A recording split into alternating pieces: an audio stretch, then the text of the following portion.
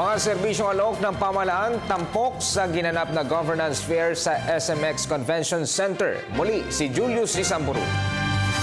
Ilan sa mga nakita ng PTV News sa 3 araw na governance fair sa SMX Convention Center ang mga serbisyong alok ng pamahalaan. Naririto ang mga booth ng Philippine Postal Corporation, Land Bank, Department of Social Welfare and Development at Department of Interior and Local Government. Bukod dyan ay may booth din ang iba't ibang lalawigan at syudad sa bansa na nagpopromote ng kanilang mga produkto. Isa sa aming nakilala si Irish. Para sa kanya ay napakalaking tulong ng ganitong fair para sa kanila at sakaling maulit aniya ito ay hindi sila mag-aatubiling sumali agad. Nagkaroon kami ng pagkakataon na maipakilala yung produkto namin at sa pamamagitan natutulungan namin yung aming komunidad na nag-produce o gumagawa ng suman at iba pang mga produkto namin gawa like lambanog na gawa sa sasa na punong-puno at mayroon sa aming bayan. Bubungad din sa iyo dito ang mga electric tricycle ng Pasig City na siyang tulong ng syudad sa pagpapawala ng polusyon sa hangin sa mga lansangan lalo na kung traffic.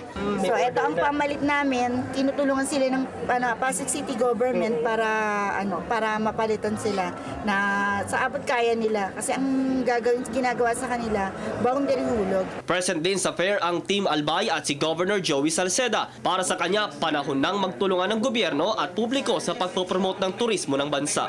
We create events that will highlight all the positive features. So in short, number 3, stay positive. It works. You need that worldview if you want to succeed in tourism. May mga disaster forums din ginawa dumalo sa kung ano ang gagawin sakaling may sakuna. Ginagawa po natin itong pa-contest so that all the 24 barangays ay sabay-sabay po sa paghahanda po against disaster. Innovate po natin. Layo ng 3-day Galing Pook event ang maipaabot ang kahalagahan ng good governance, public service, poverty reduction at inclusive growth. Para sa Telebisyon ng Bayan, ako si Julius Isamburu.